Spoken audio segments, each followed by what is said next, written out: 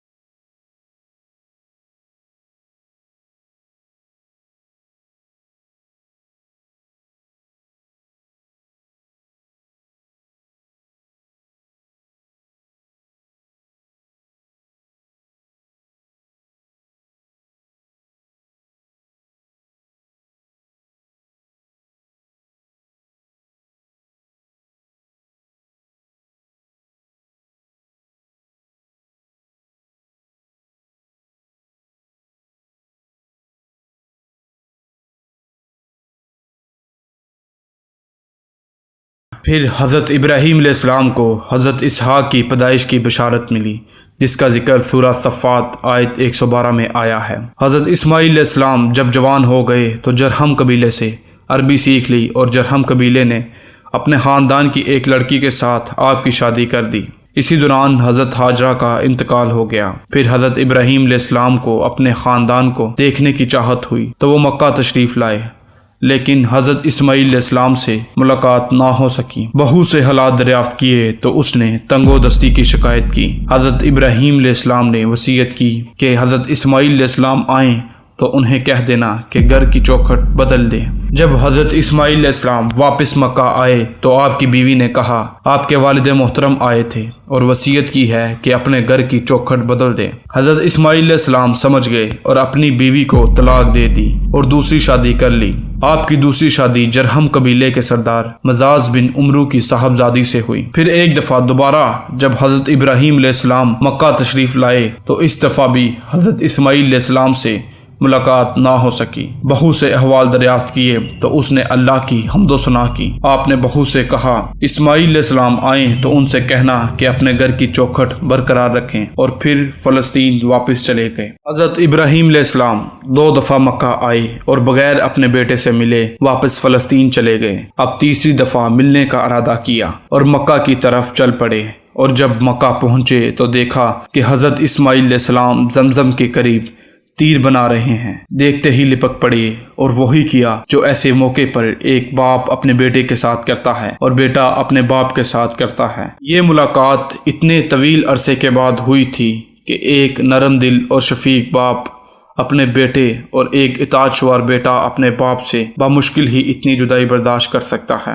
اس دفعہ دونوں نے مل کر اللہ کے حکم سے خانہ کعبہ کو تعمیر کیا، بنیاد رکھوا کر دیواریں اٹھائیں، اور ابراہیم علیہ السلام نے ساری دنیا کے لوگوں کو حج کی دعوت دی۔ اللہ تعالیٰ نے مزاج کی صاحبزادی سے حضرت اسماعیل علیہ السلام کو 12 بیٹے بابت، کیدار، عبائل، مشام، مشمع، دوما، حدد، میشا، تیما، بطور، نفیس، کدمان عطا فرمائے۔ ان 12 بیٹوں سے 12 قبیلے وجود میں آئے اور سب نے مکہ میں ہی بود و باش اختیار کی۔ ان کی معیشت کا دار و مدار مصر و شام اور یمن کے ساتھ تجارت پر منحصر تھا۔ یہ قبائل جزیرۃ العرب کے مختلف اطراف میں بلکہ بیرون عرب بھی پھیل گئے، اور ان کے حالات زمانے کی تاریکیوں میں دب کر رہ گئے، لیکن نابت اور کیدار کی اولاد اس گمنامی سے بچے رہے۔ نابت یعنی نبیتیوں کے تمدن کو شمالی جنوب میں فروغ اور عروج حاصل ہوا۔ انہوں نے حجاز میں ایک طاقتور حکومت قائم کر کے ارد گرد کے لوگوں کو اپنے زیر اثر کر لیا۔ کسی کو ان کے مقابلے کی تاب نہ تھی۔ پھر رومیوں کا دور آیا اور انہوں نے نبیتیوں کا قصہ پاری نہ بنا دیا۔ کیدار بن اسماعیل کی اولاد مکہ ہی میں پھلتی پھولتی رہی، یہاں تک کہ عدنان اور پھر ان کے بیٹے ماد کا زمانہ آ گیا۔ ماد کا صرف ایک ہی بیٹا تھا جس کا نام نزار تھا۔ نزار کے 4 بیٹے ہوئے، ایاد، انمار، ربیہ، مزر۔ ہر بیٹا ایک بڑے قبیلے کی بنیاد ثابت ہوا۔ ان میں ربیہ سے جو قبائل وجود میں آئے وہ غزہ، عبد القیس، وائل، بکر، تغلب اور بنو حنیفہ ہیں۔ مزر کی اولاد 2 بڑے قبیلوں میں تقسیم ہوئی، قیس علان بن مزر الیاس مزر۔ قیس علان بن مزر سے بنو سلیم، بنو خوازن، بنو غطفان سے ابس، زیبان، اشجع اور گنا بن اثر کے قبائل وجود میں آئے۔ الیاس بن مزر سے تمیم بن مرہ، حزیل بن مدرکہ، بنو اسد بن خزیمہ اور کنانہ بن خزیمہ کے قبائل وجود میں آئے۔ پھر کنانہ سے قریش کا قبیلہ وجود میں آیا۔ یہ قبیلہ فخر بن مالک بن نضر بن کنانہ کی نسل سے تھا۔ پھر قریش بھی مختلف شاہوں عدی، مخزوم، تیم، زہرہ، جمع، سہم اور قصہ بن کلاب کے خاندان عبد الدار، اسد بن عبد العزا اور عبد المناف میں تقسیم ہو گیا۔ عبد الدار، اسد بن عبد العزا اور عبد المناف قصہ کے بیٹے تھے۔ ان میں سے عبد المناف کے 4 بیٹے ہوئے، جن سے 4 قبیلے عبد الشمس، نوفل، مطلب اور ہاشم وجود میں آئے۔ انہی ہاشم ہی کی نسل سے اللہ تعالیٰ نے ہمارے حضور حضرت محمد صلی اللہ علیہ وآلہ وسلم کو منتخب فرمایا۔ معزز ناظرین، اس سیریز کی قسط نمبر 1 میں ہم نے آپ کو حضرت ابراہیم علیہ السلام سے لے کر قبیلہ قریش تک کے حالات و واقعات سے آگاہ کیا اور آپ کو بتایا کہ کون سا قبیلہ کیسے وجود میں آیا۔ آئندہ قسط اس سے بھی زیادہ معلومات سے بھرپور ہوگی، اور آئندہ قسط کو دیکھنے کے لیے چینل کو سبسکرائب کریں، ویڈیو کو لائک کریں اور شیئر کرنا نہ بھولیے۔